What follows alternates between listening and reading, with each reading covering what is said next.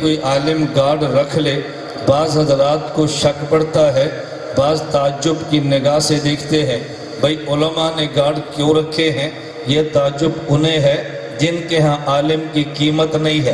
جس کے عالم کی قیمت ہو وہ کہے گا ایک نہیں دو رکھو، دو نہیں چار رکھو، لیکن جس کے عالم کی قیمت نہیں ہے وہ کہتا ہے ایم این اے گارڈ رکھے، ایم پی اے گارڈ رکھے، لیکن عالم کو نہیں رکھنا چاہیے۔ پیغمبر کی ذات کائنات میں سب سے زیادہ قیمتی ہے، تو پیغمبر کے پہرے پہ صحابہ بھی ہیں، پیغمبر کے پہرے پہ آسمان کے ملائکہ اور فرشتے بھی ہیں۔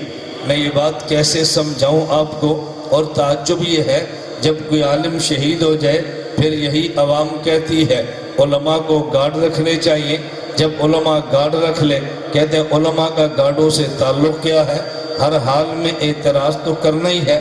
تو بہتر ہے انسان جس بات کو مناسب سمجھے اسی کو لے کر آگے چلتا رہے۔